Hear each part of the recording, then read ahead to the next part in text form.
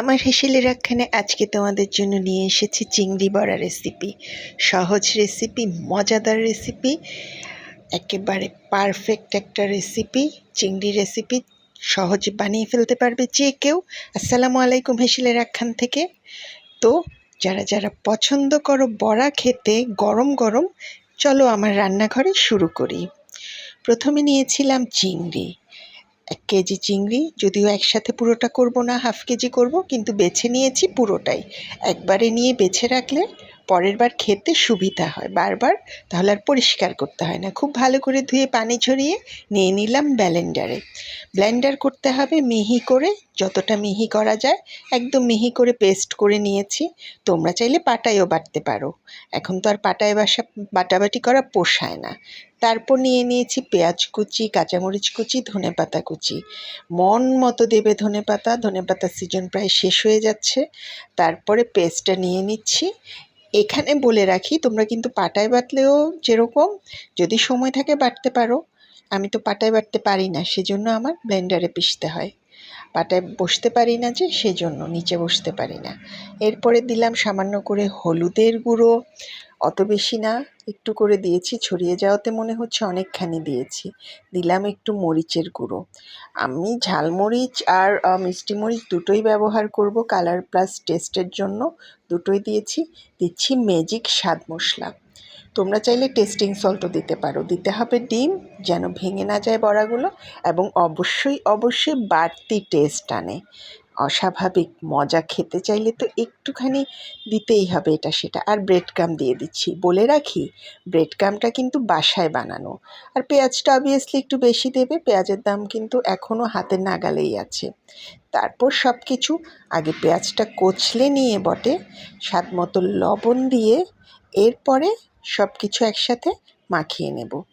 খুব আলতো হাতে আগে পেঁয়াজটা মাখিয়ে নিয়ে বাকিগুলো সব আলতো হাতে মাখিয়ে নিলেই রেডি হয়ে যাবে বড়া ভাজার মূল উপকরণ।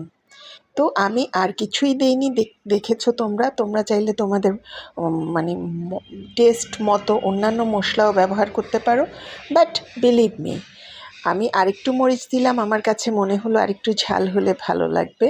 তো এটা অবশ্যই লাল মরিচটা দিয়েছি, এটা ঝাল কম, এটা ফ্লেভারটা হবে। তারপর আবার সব সুন্দর করে মাখিয়ে নিয়ে ভাজার জন্য রেডি করব। অবশ্যই তেল গরম করে নিব। প্রথম কয়েক দফা ভাজার পরে আমার মনেই ছিল না, এরপরেরগুলো আমি ভিডিও করতে ভুলে গিয়েছিলাম। শেষের দিকে আমি বড়া ভাজার ভিডিও নিয়েছি।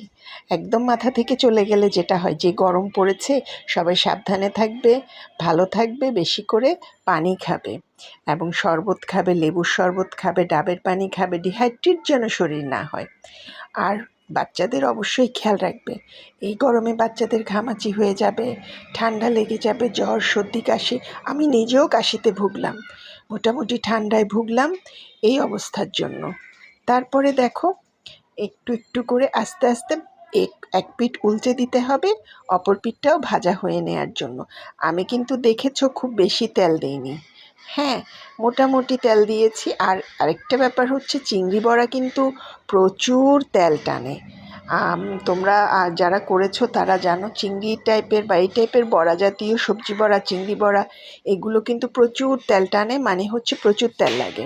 তা আমি আজকে একটু চেষ্টা করেছি কম তেলেই এভাবে করে মানে ভেজে নিতে। আর শেষের দিকে যেহেতু মোটামুটি তেলের পরিমাণটাও কমে আসছে, আমি চেষ্টা করেছি যেন আর বাড়তি তেল দেয়া না লাগে। যতটুকুন ঢেলেছিলাম প্যানে, ওইটুকুন দিয়েই তেল দিয়ে যেন সবগুলো বড়া ভেজে নেওয়া হয়।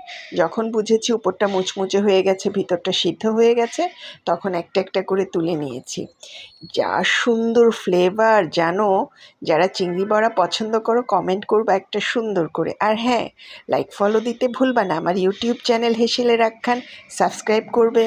আমার এই যে ফেসবুক পেজে যারা ভিডিওটা দেখছো, একটা লাইক কমেন্ট ফলো দিয়ে যাবে। ভালোবাসা রেখে গেলে আমিও ভালোবাসা দিয়ে আসবো। আর এই মজাদার বড়া হচ্ছে গরম গরম ভাত খাওয়ার জন্য। দেখতে পাচ্ছ সবগুলো আরেকটু গরম করে নিয়েছি, চুলার আঁচ একদম কমিয়ে দিয়ে। আজকে যেহেতু কম তেলে ভেজেছি আমি, মোটামুটি তেল যতটুকুন ঢেলেছিলাম সবটুকুনি খেয়ে নিয়েছে চিংড়ি বড়াগুলো। তো তোমাদের আজকের রেসিপি কেমন লাগলো জানাতে ভুলো না, কিন্তু আমার ভীষণ ভালো লাগে গরম ভাতের সাথে। আমি এটা চায়ের সাথে কফির সাথেও পছন্দ করি, খালি তো পছন্দ করি। তোমাদের কি পছন্দ? কার কিভাবে পছন্দ জানাতে ভুলবে না। রেসিপি ভালো লাগলে একটা শেয়ার করে দিও। সাথে থাকলে সাথে আছি। আমার প্রিয় একটা রেসিপি তোমাদের সাথে শেয়ার করতে পেরে আমার অনেক ভালো লেগেছে। তোমাদেরও আশা করি রেসিপিটা ভালো লেগেছে। সবাই কাছে দূরে যে যেখানে আছো ভালো থেকো, সাথে থেকো। আল্লাহ হাফেজ।